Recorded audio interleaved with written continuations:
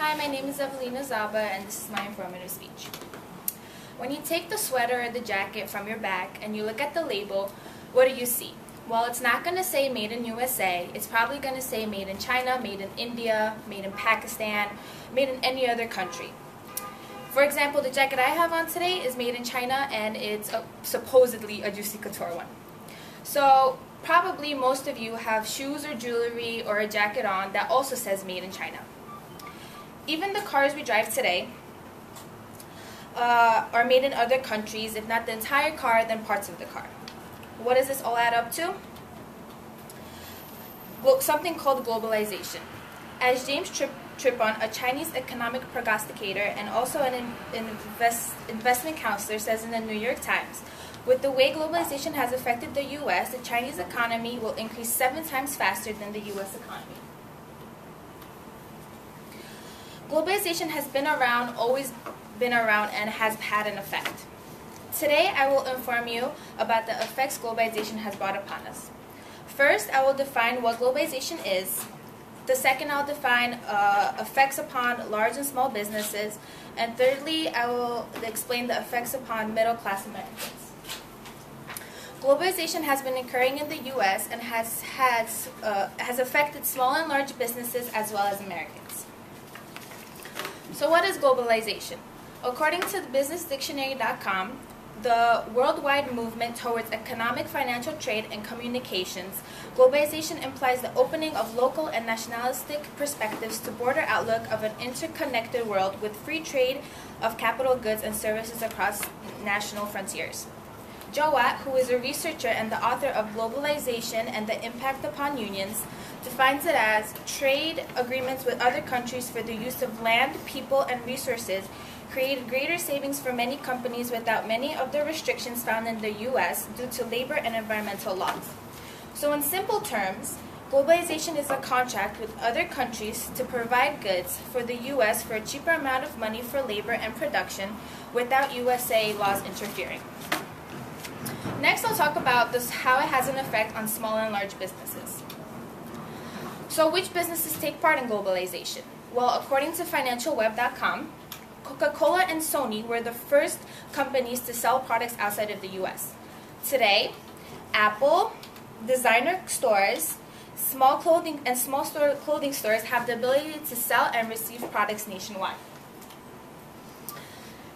Is it easy to form a contract with other countries? Well, the answer is yes. The internet is the #1 source to make deals and contracts with countries. As researcher Joe Watt says, because of satellite communication and the internet, we can see and talk to someone halfway around the world with the push of a few buttons. Large businesses save money and make profits when they are involved in globalization. Workers work twice the amount of hours and work for $1 in other countries. This is why Americans have been losing jobs. Ratner, who is a former Secretary of Treasury and the author of the article Let's Admit It, Globalization Has Its Losers, gives an example of this by saying, at a General Motors workers company, paying an American would cost them $56 an hour, which includes benefits. In Mexico, a worker cost them $7 an hour without benefits.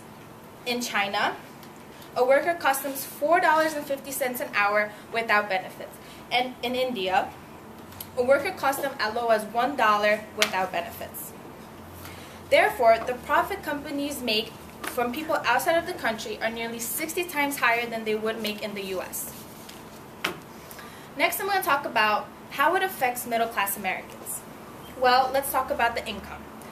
When Ratner talks about the workforce of Americans, he says when reducing the United States hourly workforce to $50,000 from $89,000 over the past 5 years, in Mexican hourly headcount has risen from $9,235 to $9,073. This means that workers' income has reduced nearly as $40,000 and Mexican income has risen only $200. Companies rather save $40,000 on American workers and invest $200 to someone out of the country for the same amount of work. Companies have also been cutting jobs and salaries for Americans. Americans are forced to work for more hours and less money. Stephen Ratner, Secretary of Treasury, says, by 2010, real median household income has fallen to $49,000 compared to $53,000 in 2000. So instead of income increasing yearly, it has been decreasing due to the lack of work that's happening every year. In conclusion, when you look at your clothing and see a label and it does not say Made in USA, you now know why. When companies give jobs to people in other countries, the U.S. Unemployment rates rise. Globalization has caused a positive impact on businesses by increasing their profits. However, middle-class Americans have had a negative impact due to the decrease in economies and salaries. Globalization will continue to make a change, it will continue to increase profits for businesses, and it will continue to pick the incomes of Americans striving to live. Thank you.